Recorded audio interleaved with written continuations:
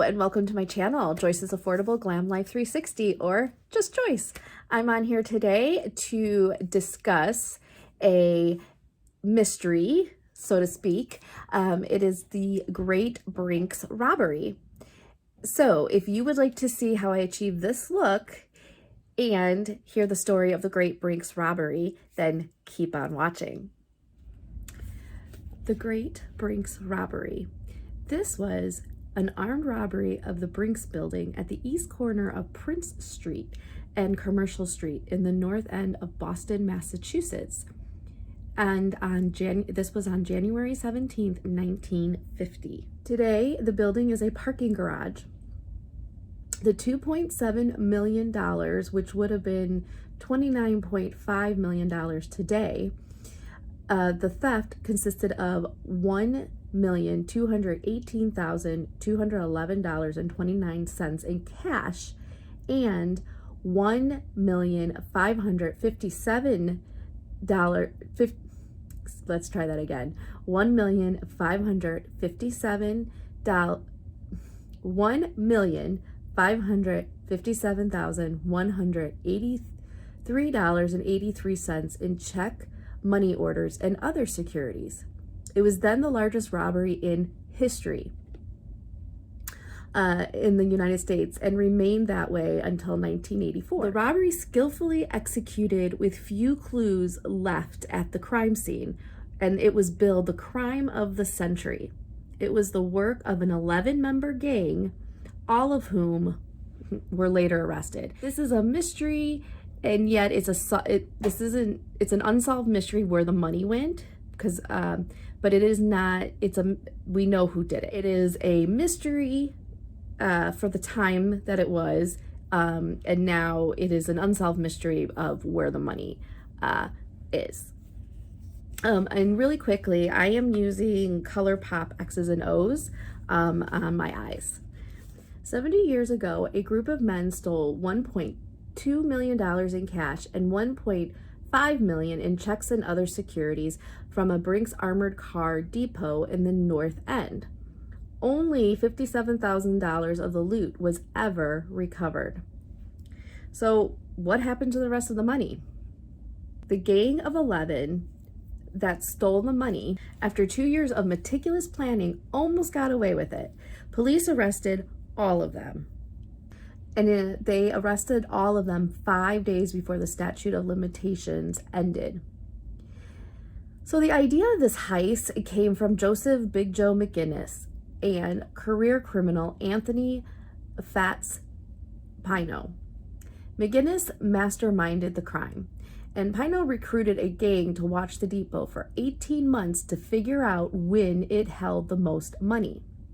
Pino's men managed to steal plans for the depot's alarm system. They returned them before anyone noticed they were gone. Very few facts were available to the investigators. Interviews with the 5 employees that were confronted by the criminals had learned that 5 to 7 robbers had entered the building. All of the robbers wore navy-type pea coats and chauffeur's caps. They were completely concealed behind a Halloween mask. And to muffle their footsteps, one of the gang members wore crepe-soled shoes and the others wore rubbers.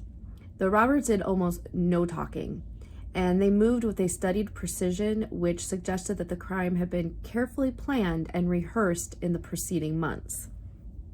Somehow the criminals had opened at least 3 and possibly 4 locked doors to gain entrance to the second floor of the Brinks building, where the 5 employees were engaged in their nightly chore of checking and storing the money collected from Brinks customers that day. The 5 employees were forced by gunpoint to lie face down on the floor. Their hands were tied behind their backs and tape was placed over their mouths. During the operation, one of the employees lost their glasses and they were never recovered from the premises. A buzzer sounded as the robbers were filling bags with loot that were being stacked between the second and third floor leading to the Prince Street entrance. One of the robbers removed tape from one employee to learn that the buzzer signified that someone wanted to enter the vault area. And this was a garage attendant who was ringing the bell. Two of the gang members moved toward the door to capture the attendant.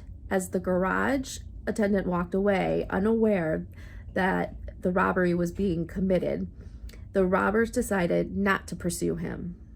The robbers cleaned out everything except the General Electric payroll. It took them only 35 minutes to load up the 14 canvas bags that were filled with half a ton of cash. Coins, checks, securities, and money orders. Two of the robbers waited outside in the getaway truck. And there were 3 clues that were left by the robbers. The 3 clues that were left by the robbers was a chauffeur's cap, the tape that was used to gag the employees, and the rope that was used to tie them up with. No one was hurt, and this was actually like very stressed. Nobody was hurt during this robbery.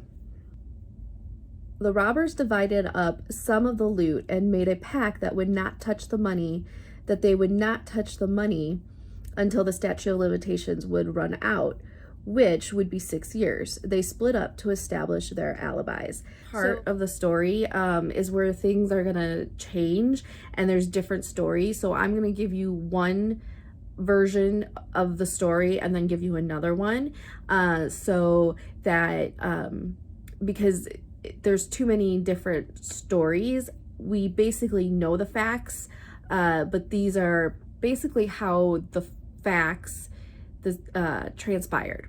And especially where they said that the robbers divided up the money and agreed to not use the money until the statute of limitations ran out. That's not been proven, and that's a story that may not have merit. They almost made it with this robbery to never be found out, because investigators did not have many leads and little solid evidence. Law enforcement officers interviewed people who lived and worked near the Brinks Depot and questioned known criminals. And according to the FBI, in the hours immediately following the robbery, the underworld began to feel the heat of the investigation. Police picked up and questioned well-known Boston hoodlums, and the FBI quickly spread pressure to other cities besides Boston. One of the robbers was sent to prison on unrelated charges. He left his share of the loot with one of the other robbers. Even before Joseph Specs O'Keefe was sent away, he would gripe about his take of the loot.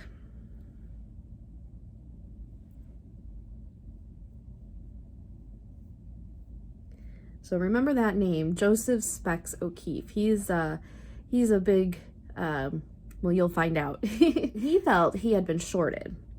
O'Keefe, he threatened to squeal if anything happened to his money when he was sent away. And this was enough to make the leaders of the heist, Joseph Big Joe McGinnis and Anthony Fats Pino, it made them want to get rid of the problem, allegedly. And basically, McGinnis was the one who conceived the idea of the heist. Pino was the mastermind behind it. They were not going to let a rat wreck their plans. This man was hired to take care of the problem. And unfortunately, the assassin who was hired was not the most accurate of aims, and he left O'Keefe with minor injuries and, well, a major attitude against those he considered to be his friends. O'Keefe made a deal with the FBI, and his former comrades / friends all went to jail. So That is one version of the story of what happened after the robbery. And here's another story about how the heist was found out. So Joseph Specs O'Keefe, he decided to skip town. So the whole thing about going to jail happened later on, but he first of all decided to skip town after the heist. And he left his share of the money with another of the robbers.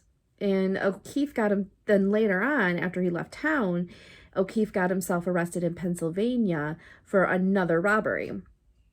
When he returned to Boston after he was in jail for a few years, he went to collect his cut of the money. But the only problem was that his partner that he left the money with, he spent all of his money, and he burned through O'Keefe's money as well. He felt the rest of the gang owed him the money that the other guy, that his partner in crime, spent. So he pressed the other gang members to kick in a little of their cut to make up his share. But the gang, well, they didn't see it that way, and they felt that he had become a liability. And so you know what that means. They hired the hitman to take Specs out.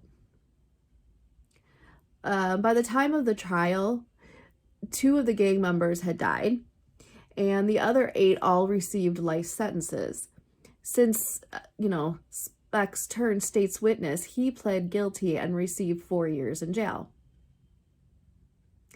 And there's those who believe that, if Specs didn't shoot off his mouth and rat everybody out, the gang would have gotten away with it. Also, this crime became a Boston legend.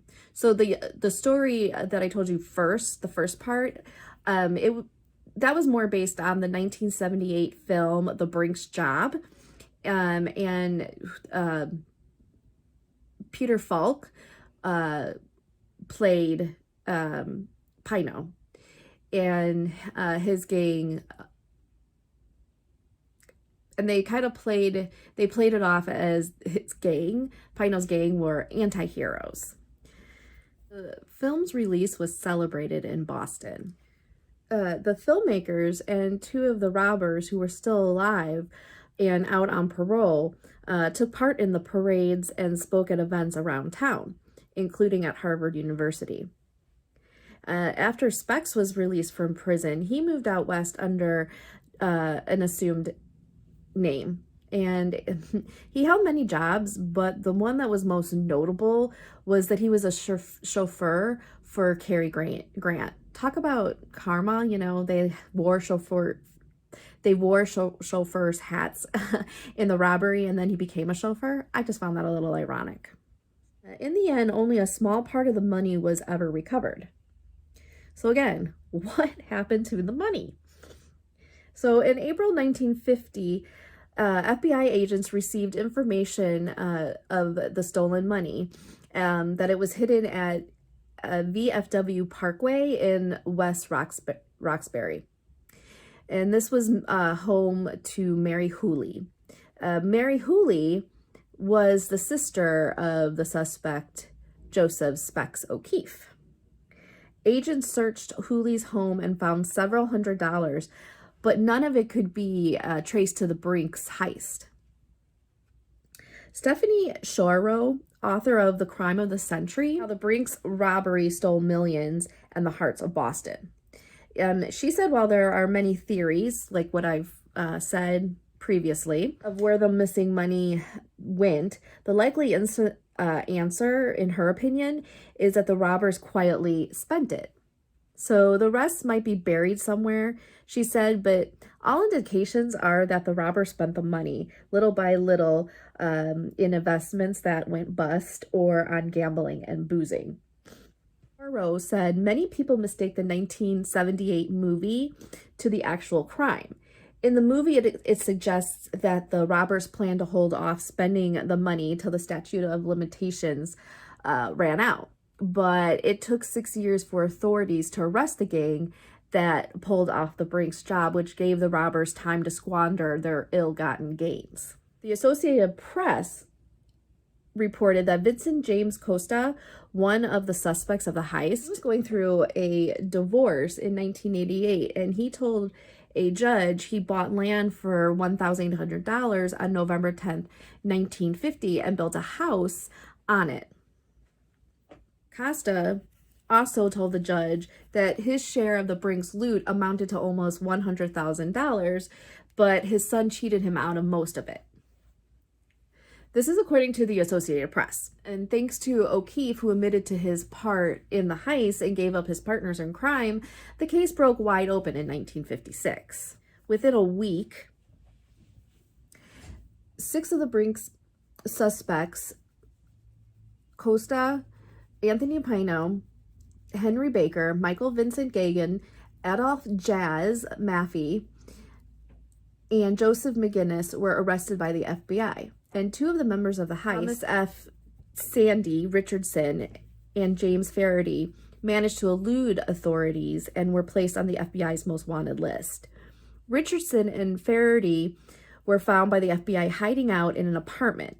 And on May 16th, 1956, the FBI, wearing plain clothes, showed up and burst through their door of the first floor unit. And they took Faraday and Richardson by surprise. This is a quote from the FBI, behind a battered hall door and heavily curtained windows. The pair had been living 8 weeks of tedium, boredom, and frustration, broken only with their confederate who sneaked in with groceries and liquor, unquote. And this is what the Globe reported. Excuse me, so not the FBI, that was a quote from the Globe. The hideout was described to be a cramped 1-bedroom apartment with dog-eared magazines and paperback books scattered everywhere. On June 3rd, 1956, another break happened. A Boston man named Jordan Perry was caught trying to spend musty, worn-out bills in Baltimore. The FBI agents were able to trace the bills to the Brinks heist and found that Perry had $4,635 of the Brinks loot. Perry told police John Fats Buccelli had offered to pay him $5,000 if he could pass $30,000 of the stolen cash. This led authorities to the office in Boston's South End, and they found a picnic cooler hidden behind a fake wall. The cooler was filled with more than $57,700 in cash, and then $51,906 of which came from the Brinks robbery that was according to the FBI. The bills were tatted and in rough shape. Many were stuck together. And they found actually mold and insect remains on the money. This is a quote according to Shorrow, who wrote the book. The Perry money was the only money ever found that was connected to the robbery. More than $1,150,000 of cash remains missing. This was almost the perfect crime. No one was hurt in the robbery, and there are those who wonder how a group of some would say, a group of bubbling thieves were able to pull off such a well-timed heist. So this was a fun research mystery, because this one the Brinks robbery happened before the Plymouth robbery, my last unsolved mystery that I did, and this one was before that. But the reason why I wanted to do this one was because when I was researching the Plymouth unsolved mystery, they had made reference to the Brinks robbery and how some of the people in the gang may have been involved in the Brinks robbery as well, but couldn't be proven. So I thought, oh, this would be great to research. So like I said, this mystery wasn't really a mystery, that hasn't been solved. It's been solved.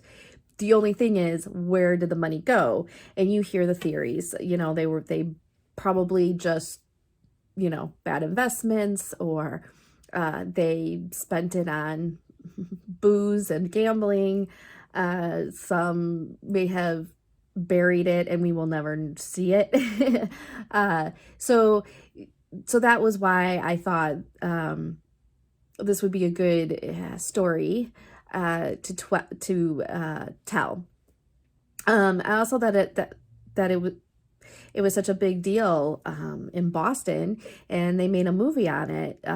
They made a movie over it, which I haven't watched the movie, which maybe I will have to do in the near future, because I like to see what the movie, how they portrayed what happened. So it was kind of, the movie was based on true events, but I think, you know, Hollywood, how they go, they may have put some of their own little twists on it.